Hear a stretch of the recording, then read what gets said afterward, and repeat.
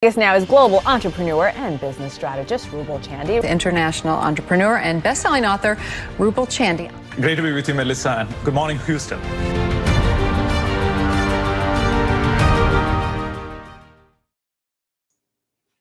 Don't sell them cars, sell them horses. What does that mean? I heard this story a long time ago about Henry Ford when he was asking, like, hey, what are people really looking for?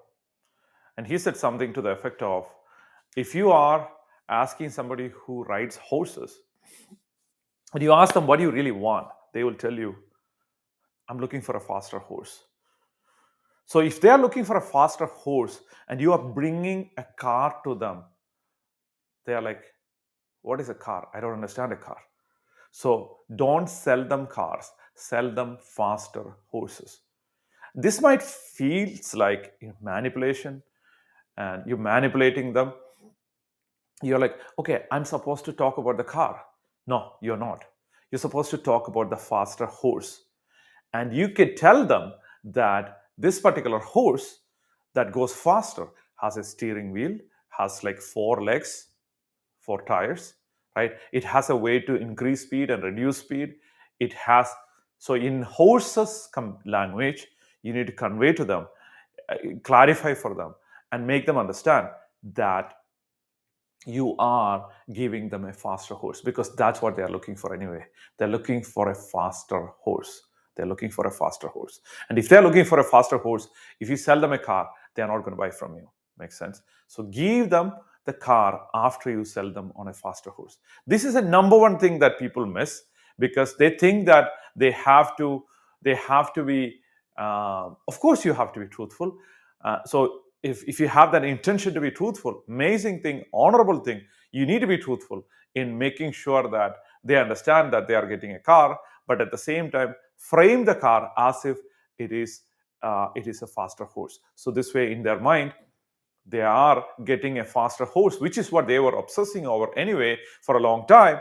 But now, at the end of it, you tell them the faster horse that we have, it's called a car. So second point is the second secret of successful salespeople, which is find their deeper needs that are influenced by their shallow needs. I'll explain that in a second. So what does that mean? It means that imagine they have a lot of needs. There are a lot of things that they want to avoid. I call them heaven and hell. So let's say if they have a hell they want to be getting out of. They want to get out of hell. And it's challenging for them. And it's painful for them. That is not why they are buying it. Most people, when they try to sell somebody, they are looking for a situation where they are selling it to people based on their needs. People are not buying something from you because of their needs. I'll say that again. People are not buying from you because of their needs. Then you'll be like, oh, is it because of the wants? People are not buying from you because of their wants either.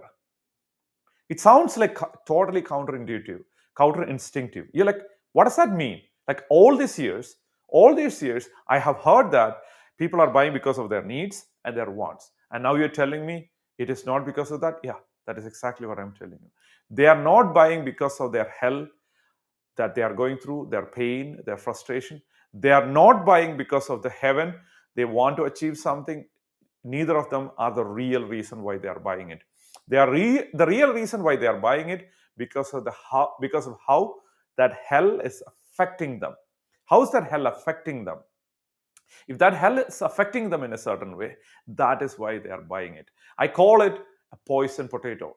The technical term is poison potato. So that they are in a hell, they are going through some difficulties. How is that affecting them? So go to the deep cause of what is a real problem. Find out like what is going on in a deep level, and then use that as a tool to sell.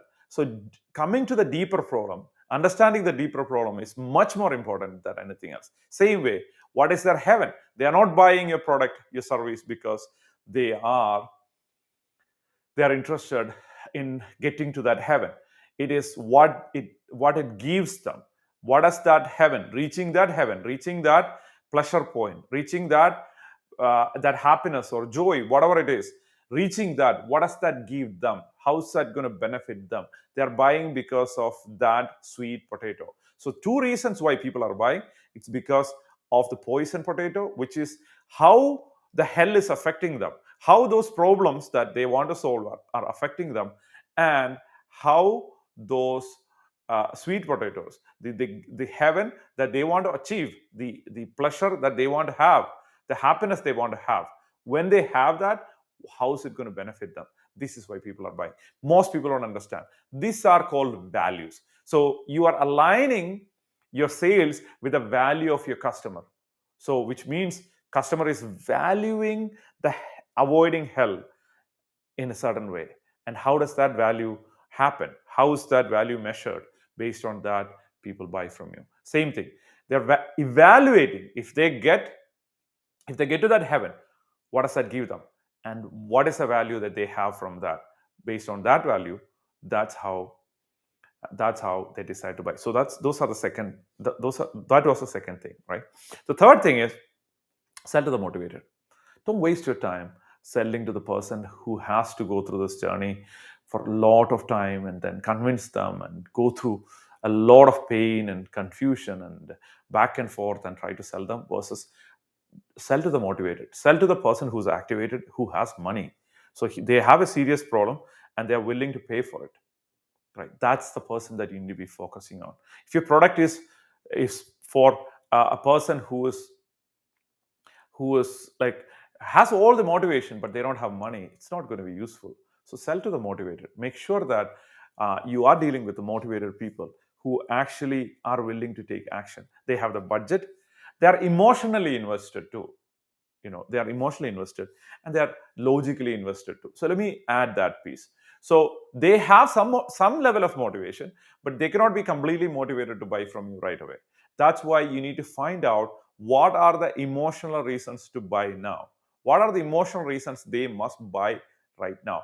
We'll talk about urgency in a second, but before that, what are the reasons why they should buy now? So which means that you need to be only a person who is going through like pain or yearning to do something like deep. Those are the people who buy from you. So in other words, sell only to the motivated, right? If they're not motivated, we'll talk about that in a second, how to motivate them. But just look at it and find out, are you talking to the motivated? If you're not talking to the motivated, who don't motivated, and if they don't have money, then you're wasting your time. So talk to the motivated, talk to the motivated with money. So you need to have two M's: the motivation, the money. If they don't have motivation to get out of this problem or get to the solution, if they don't have the passion to get to that goal or avoid the pain that they are going through, then they are like just dabblers. They just keep on thinking and do nothing, right? They just want to just talk to somebody, right? That's not enough, right? Talk to the motivated. And the final point is, without urgency, people don't buy.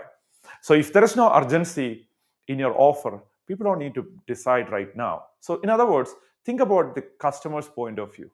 They are thinking like, I have to go through this inconvenience of buying from you, right now. Let's say I'm buying from somebody else, then I have to change to you and I'm going to buy from you. And if I have to buy from you, then there is a transition issue. There is I don't know whether you're going to work out. The other person is working okay. So the new person, what if you don't deliver? So those are challenges that I need to face. So I don't want to deal with that.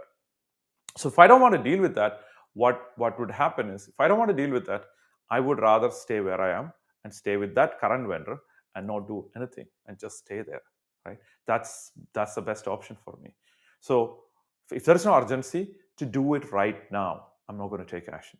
If there is no urgency to do it right now, I don't want to take action. I'll just stay around and just stay there, right? So how do you create urgency? You create urgency by one, that giving them a special offer to take action right away, which is a beautiful way of creating urgency if it's legitimate, and be truthful about it. Another thing is, urgency is by connecting it with their basic needs. If your product help them to achieve consciousness and achieve philosophical understanding about the world, nobody's going to buy it from you. But if the product will help them survive tomorrow, then they are going to buy it. So if there is something called Maslow's hierarchy. If you're not familiar with it, Maslow's hierarchy basically says a human mind has a certain level of needs to be met in order for us to move to the next level. So people who are in the lower level physical safety situation, they're not looking for love, generally speaking. Their mind is not looking for love. Their mind is not conditioned to look for love, because let me survive first, then I will look for love. They are not looking for significance. They're not looking to be like famous, because they are just trying to feed their children, right? How could I be famous? How could I be an Instagram model when I'm trying to survive myself? Makes sense? So the point is, if your product, the lower your product category is in Maslow's hierarchy, which means if you're able to connect your product with the lowest level drives, which is physical security or psychological security, one of those things, or slight significance, then it's higher the chance that they would have the urgency to take action on it, because now it feels tangible for them. It feels normal for them. It feels that, oh my gosh, I need to get it right now. So the 4 things that I discussed today is: don't sell them cars, sell them horses. Okay, sell them horses, faster horses, because that's what they're looking for. Second thing is, find their poison potato and sweet potatoes. What are the reasons behind the reasons? What are the hell that they are going through? What are the things that are happening behind the scene, behind the hell, that is really affecting them? What is happening behind the scene in front of heaven? Whatever is happening in the heaven, what is behind the scene? Like, what benefit are they getting from achieving their pleasure, achieving their heaven, right? Third thing is, sell to the motivated. And the fourth thing is, without urgency, people don't buy. So create urgency, legitimate urgency, by creating an offer, and as well as finding reasons, emotional reasons to purchase right now, logical reasons to purchase right now, and go with a strong frame of confidence where they feel like, oh my gosh, I really want to work with this person.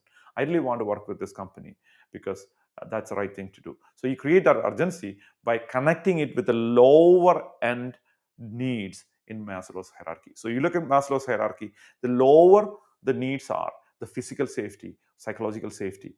If you're able to connect with that, connect your product with that, it becomes tangible for them. The moment it becomes tangible for them, they want to buy from you. Awesome. I'll talk to you next time. You had to go through some crazy experience in your life. I understand that, but you can change that today.